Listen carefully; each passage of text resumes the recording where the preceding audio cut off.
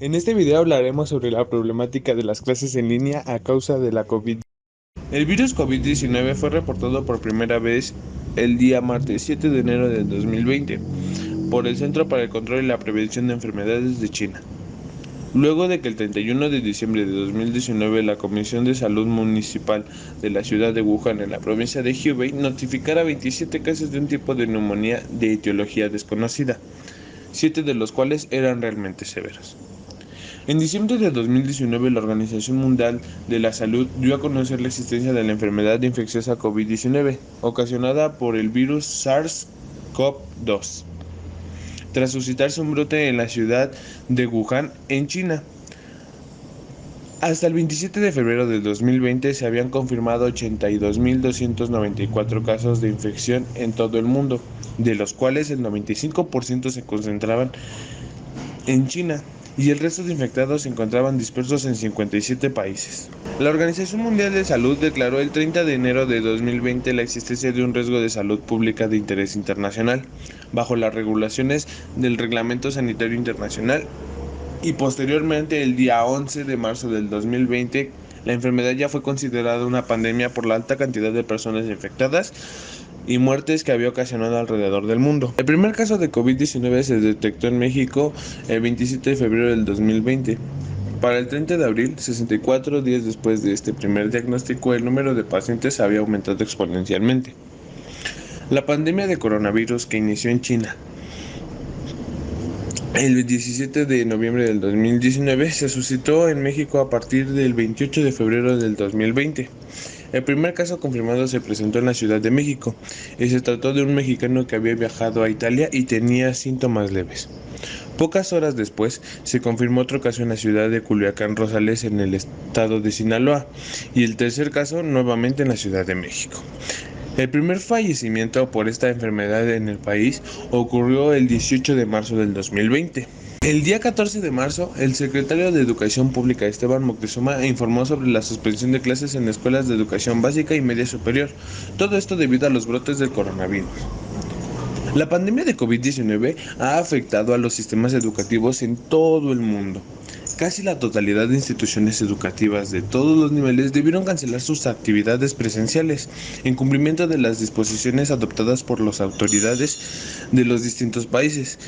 tendientes a disminuir la propagación de la pandemia y sus consecuencias fatales. Según un informe de la UNICEF, a inicios de mayo del 2020, aproximadamente un 90% del total de estudiantes del mundo estaban afectados debido al cierre de instituciones educativas. 182 países continuaban la interrupción total de los servicios de educación y 8 lo hacían parcialmente de modo local en distintas jurisdicciones. De esta manera, millones de niñas y niños, jóvenes y adultos tuvieron que enfrentarse a una serie de obstáculos directamente relacionados a su nivel de conocimientos en tecnologías de la información y las comunicaciones. Según datos del Instituto Federal de Telecomunicaciones, compartidos por el Sistema de Información de los Objetivos de Desarrollo Sostenible en México, solo el 34.4% de la población de los Estados Unidos mexicanos sabe cómo enviar y recibir un correo electrónico. Incluso las mismas encuestas arrojan que únicamente el 36% sabe cómo crear archivos de textos,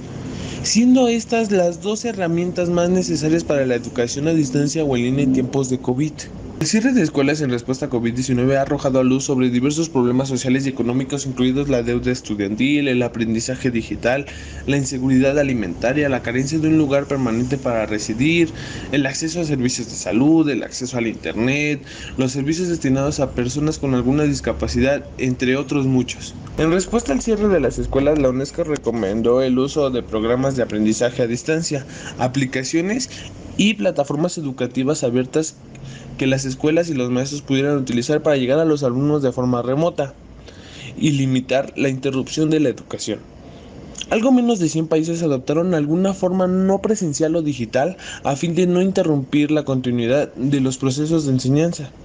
Un número similar de países optaron por mantener el cierre total de los establecimientos hasta que las tasas de propagación bajaran a límites que no fueran realmente riesgosos. La pandemia de enfermedad por coronavirus puede profundizar las crisis de aprendizaje global e incrementar significativamente el número de estudiantes afectados por la pobreza educativa. Más del 50% de los niños de países de ingresos medios y bajos se encuentran en esta situación. La desigualdad educativa existente puede incrementarse exponencialmente debido a las diferencias en el acceso a elementos básicos como un escritorio donde realizar las tareas o un instrumental tecnológico. Algunos problemas y desventajas de las clases en línea son la baja penetración de computadoras en el país, que éstas no alcanzan ni a la mitad de los hogares, la falta de un plan para educar a distancia e incluso la carencia de recursos son los obstáculos de la instrucción de niños y jóvenes. También otra de ellas es que hay comunidades en donde los alumnos no cuentan con teléfonos o en algunas ocasiones cuentan con teléfonos, pero no hay la red telefónica celular la cual los permita tanto conectarse a estos trabajos en línea o estas clases en línea como a enviar sus trabajos. Algunas de las experiencias que hemos tenido nosotros como equipo ha sido el hecho de que nosotros no podemos conectarnos en cuestiones de que la computadora que está en casa no solamente la ocupa un integrante, la utilizan 2, 3 integrantes de la familia a diferentes horas, y entonces se ha visto esa barrera que no nos permite como tal el poder desarrollarnos. Otra de las problemáticas que encontramos dentro de la educación a distancia o las clases en línea es que algunos maestros no podrían como tal comunicarse o adecuarse o no cuentan con las bases necesarias como para manejar una computadora o una plataforma digital para comunicarse con los alumnos. Esto es de un rango de los profesores de arriba de 60 años. Otra problemática es que el aprendizaje de algunas materias es muy complicado y la comprensión se dificulta demasiado para los alumnos. También existen los problemas técnicos, que son los que cuando se te puede ir la luz, el internet, o en medio de una clase, en medio de una presentación, o incluso en medio de un examen importante. Y esto ocasiona que tengamos problemas con nuestro promedio final o con nuestra evaluación. También, existe la retroalimentación, que es uno de los problemas que más se suele dar, donde estamos hablando de cuando un alumno llega a tener dudas y necesita que le expliquen ciertos temas. Estudiar en línea te permite hacerlo, pero la desventaja es que tenemos que esperar a que nos contesten, a que esa respuesta de cierto profesor sobre el tema del cual tienes dudas pueda tardar días. Nosotros, la problemática que encontramos aquí o que llegamos a tener con base a esta desventaja fue que incluso al inicio de clases un profesor no se comunicaba, no teníamos contacto y no sabríamos qué iba a pasar con esa clase, si íbamos a tener maestro, durante cuánto tiempo iba a pasar esto. Mandamos correos y en ningún momento nos llegó así como